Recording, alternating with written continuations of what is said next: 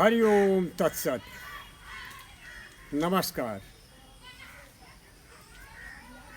आज मैं जिस विषय पर आपको बताने जा रहा हूँ उसके लिए संस्कृत के उस श्लोक को उद्धृत करता हूँ जो हमारे पौराणिक ग्रंथों यानी शास्त्रों से लिया गया है।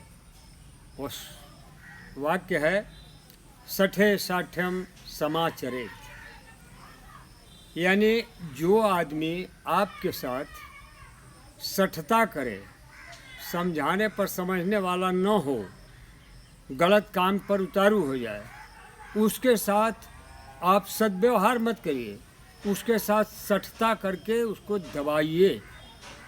हमारे पौराणिक ग्रंथ इस चीज़ के प्रमाण हैं कि सठों का विध्वंस करने के लिए, उनको मारने के लिए भगवान को बार बार अवतार लेना पड़ा।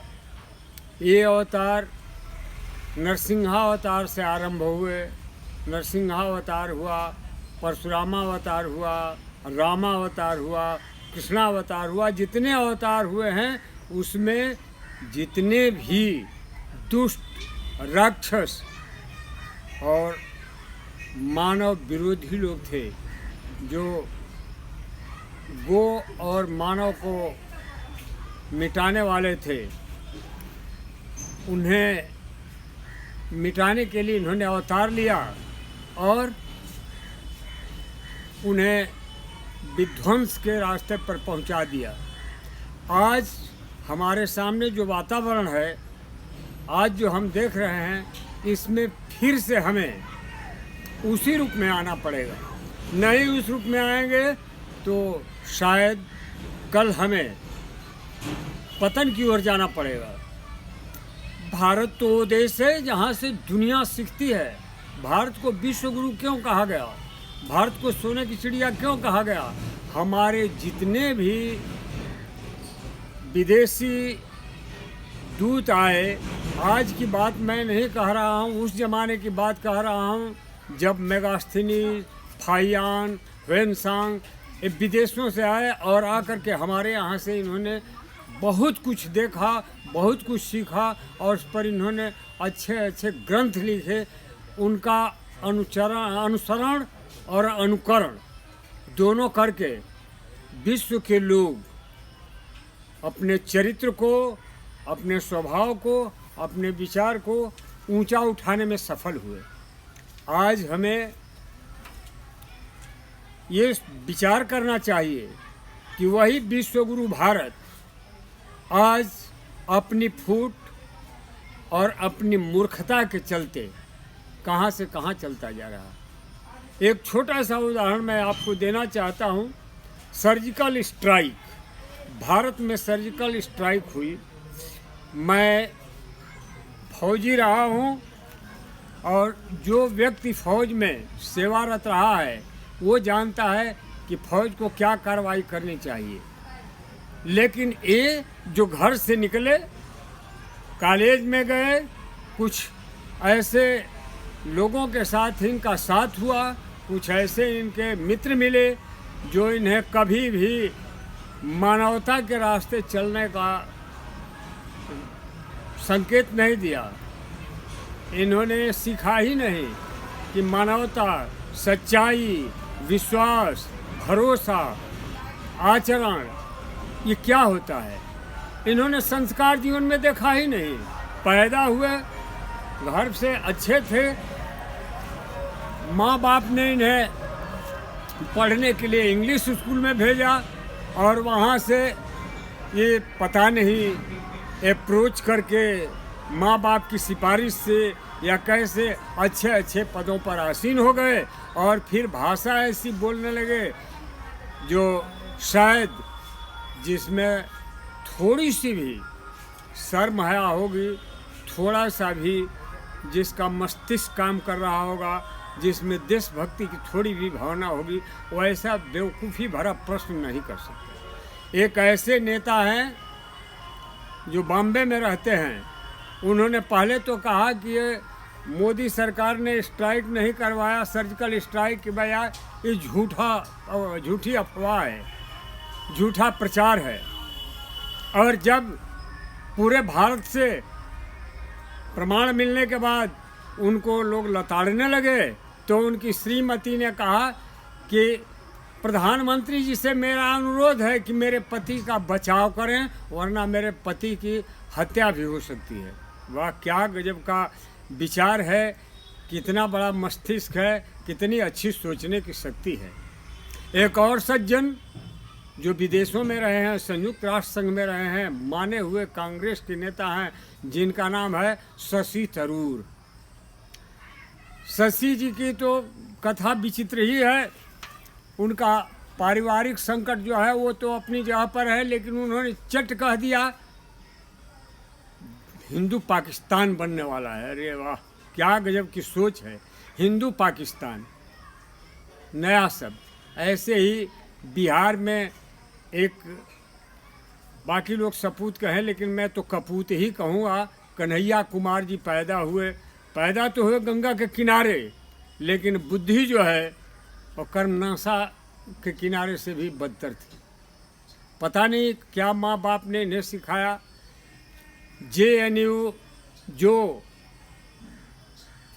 ऐसे लोगों का केंद्र है, ऐसे लोग जहाँ शिक्षा ग्रहण करते हैं जो मनुष्य के रूप में, आंतरिक रूप में, अंदर से दुष्ट राक्षस के तरह से हैं। वो कन्हैया कुमार जी उसी बिहार में जन्म लिए जिस बिहार में राजेंद्र प्रसाद जैसे, डॉक्टर राजेंद्र प्रसाद प्रथम राष्ट्रपति जैसे लोग उत्पन्न हुए। वो बिहार जहाँ देश के लिए जान गंवाने वाले खुद्दीराम बोस, मुसलमाने में मंजरुल हक, ऐसे लोग हुए। बाकी हिंदुओं में तो गिनती ही नहीं थी। वीर कुंवर सिंह जैसे कितने लोग यहाँ पैदा हुए। वह क्षेत्र जहाँ मंगल पांडे जैसे लोग पैदा हुए, वहीं गंगा के किनारे, और नाम कितना सुंदर है, कन्हैया कुमार। अरे कंस कुमार से भीग गए गुजरे, तुम तो हो कन्हैया, जो कहते हो कि भारत तेरे टुकड़े होंगे इंशाअल्लाह इंशाअल्लाह। अरे वाह रे कन्हैया, तुम्हें चुल्लू भर पानी मरने के लिए काफ़ी है, तुम्हारे तो बगल में गंगा बहती है। और उस क्षेत्र की जनता को मैं क्या कहूँ, जहाँ के नालायक लोग इसको नेता कह के गोद में बैठाते हैं और इनकलाब जिंदाबाद बोलते हैं। दूसरी ओर मैं ये आपको बताना चाहता हूँ कि व्यापारी सारे एक जैसे नहीं होते। चीन बहुत बड़ा व्यापारी है, और व्यवसाय में सबको मात दे रखा है।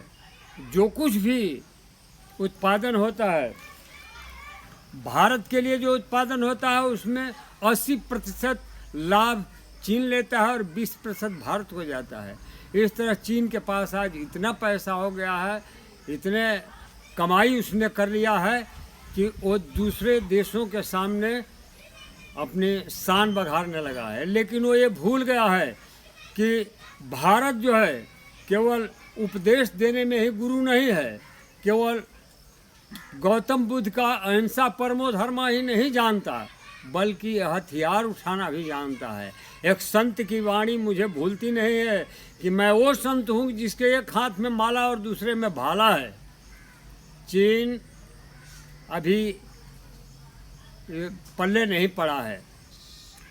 अवसर आ रहा है, चिंता करने की जरूरत नहीं है। 60-60 समाचरित का मंत्र हम जानते हैं। एक दरवाजे में 4 चौखट होती हैं। ऊपर चौखट जो है वो शीर्ष या मथेला कहलाता है। बगल वाले दोनों चौखट जो होते हैं दरवाजे के, उनको बाजू या बाही बोलते हैं। लेकिन जो नीचे होता है चौखट, जिस पर पैर रखकर हर आदमी क्रॉस करता है, उसका नाम है लतखोरा या लतखोर। वो लात भी उस पर हमेशा पड़ता है। सिर, हाथ, पाँव, इससे हाथ और सिर, कंधा, बाकी शरीर के किसी भाग से उसका कोई मतलब नहीं है, केवल पैर के लिए हो बना है। तो चीन जो है वो लतखोरा है और लातों के देवता देवता शब्द नहीं कहना चाहिए, लातों के भूत बातों से नहीं मानते। तो चीन लातों का भूखा है। चीन को जब तक दबाया नहीं जाएगा, चीन को जब तक घसीट करके किनारे नहीं किया जाएगा, तब तक चीन कूदता रहेगा। वही हाल हमारे छोटे भाई कहिए पाकिस्तान का है। पाकिस्तान में भी जब तक इनको झटका नहीं लगता, तब तक इनके होश ठिकाने नहीं आते। ये भूखे होते हैं उसी के। तो ये तो सभी जानते हैं भाई कि भंवरा जो है फूल के ऊपर बैठता है, तितली फूलों का रस लेती है, लेकिन गुबरैला गोबर पर बैठता है। उसको गोबर से ही मोहब्बत है, उसको फूल से कोई वास्ता नहीं है। भारत कभी विश्व गुरु रहा है, लेकिन केवल विश्व गुरु ही नहीं रहा है, यहाँ शांति का पाठ ही नहीं पढ़ाया गया है। सनातन धर्म की उत्पत्ति भारत से ही हुई थी, और सनातन धर्म आज का नहीं है। सनातन का तो अर्थ ही होता है सृष्टि की उत्पत्ति से। यहाँ पर जितने शास्त्र वेद पुराण ये सब मिलते हैं, और दुनिया के किसी भी ग्रंथ में ऐसी चीज़ नहीं मिलेगी। मैंने सोचा था कि मैं तुलसीदास जी, संत तुलसीदास जी को श्रेष्ठ कवि मानता हूँ, और इतना बढ़िया विचारक मुझे आज तक साहित्य में कहीं नहीं मिला। आज मैंने शंकराचार्य जी के प्रवचन में सुना कि तुलसीदास जी के बराबरी वाला कोई संत आज तक नहीं हुआ, जिन्होंने अपने साहित्य के बल पर दुनिया ही बदल दी।